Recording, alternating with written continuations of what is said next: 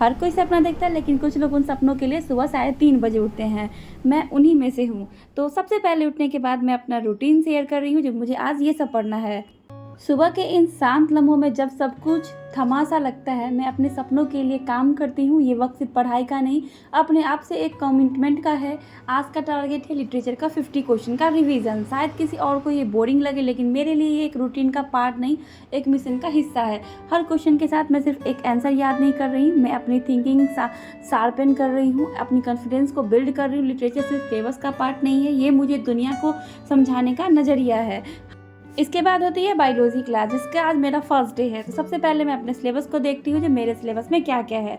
तो आप भी इस सिलेबस को अच्छे से देख लो। यदि आप भी मेरी तरह टीजीटी की तैयारी कर रहे हो 40 नंबर जीके जीएस क्वेश्चन के, तो उसके बाद एक और कदम अपने करियर की तरफ। हर सब्जेक्ट, हर टॉपिक एक नई लर्निंग, एक नई एनर्जी देता है। तो जब सुबह होती है ना, तो सबसे पहले मैं इसी को करती हूँ, क्योंकि ये दिमाग में अच्छे से जाएगा। उसके बाद मैं सारी चीज़ों को नोट्स बनाती हूँ, क्योंकि मेरा मानना है जब कॉपी में लिखा रहता है ना, तो वो रिविज़न वक्त में अच्छे से सारा चीज़ याद होता है, और उसे एक बार ज़रूर देखते हैं, क्योंकि सारा क्वेश्चन सॉल्व होता है इससे। यदि आप भी टीआरई 4.0 की तैयारी करो जीके जीएस की, तो आप भी इसी तरीके से अपना जीके जीएस के सिलेबस को तैयार करो। फिर सारी चीज़ों को क्लास करने के बाद मैं ये लुसेंट की बुक को लेती हूँ और इससे अपना ऑब्जेक्टिव बनाती हूँ, जो मैं अभी पढ़ी थी।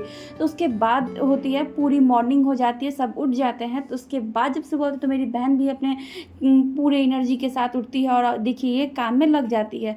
हम दोनों मिलकर एक दूसरे का हौसला बढ़ाते हुए दिन की एक अच्छी शुरुआत सिर्फ रूटीन से नहीं, एक माइंडसेट से करते हैं। फिर हम चले जाते हैं, दोनों मिलकर खाना बनाते हैं। ये एक जिम्मेदारी होती है, प्यार होता है, और अपने लिए खुद टाइम निकालने का एक सिंपल तरीका होता है। और मैं ये काम इसलिए जल्दी जल्दी कर देती हूँ ना, जो मेरी मम्मी बाबू को पकड़ेगी, फिर मैं अपना पढ़ाई कर पाऊँगी आराम से। और जब मैं किचन में होती हूँ ना, तो सिर्फ मैं काम नहीं कर रही होती हूँ, मैं अपने लाइफ को बैलेंस करना सीख रही होती हूँ। ये वक्त मुझे याद दिलाता है कि छोटी छोटी चीज़ें भी एक बड़े गोल का पार्ट होता है। कुछ लोग कहते हैं टाइम नहीं मिलता, मैं कहती हूँ टाइम बनाया जाता है यार, खुद से बनाया करो। हर एक वक्त आप अपने लिए टाइम निकाल सकते हो, चाहे होमवर्क हो, क्लास हो या किचन हो। मैं हर रोल में अपना 100% देने की कोशिश करती हूँ। सक्सेस सिर्फ बुक से ही नहीं होती, लाइफ को समझने और जीने से भी होती है। और कभी कभी उसकी शुरुआत एक गरम तेल की तरह भी होती है। जैसे देखिए अभी मैं बना रही थी दाल झोंकने की, प्रिपेयर कर रही हूँ सब कुछ। तो ऐसे ही हमारा जो रूटीन है ना, वो चलते रहता है पूरे दिन का, ठीक है ना। उसके बाद मैं सारे कामों को कर लेती हूँ जल्दी जल्दी, क्योंकि फिनिश हो जाएगा काम तो मुझे अपने नेक्स्ट गोल के लिए भी जाना है, जो मुझे क्या करना है। तो पहले अपने इस काम को कंप्लीट कर लेते हैं जल्दी जल्दी। फिर ये देखिए मेरा आटा गूँथ के भी रेडी हो चुका था। फिर मैं उसे रोल रोल गोला गोला करके काट रही थी, और इधर सब्जी भी लगभग तैयार हो गया था। फिर ना लाइट कट गया था, जिसकी वजह से मैं नहीं दिखा पाई। रोटी भी बनाई थी, रोटी बना के मैं छत पे चली जाती हूँ। और ये देखिए बाबू भी मेरे साथ छत पे जाने के लिए रेडी हो गया।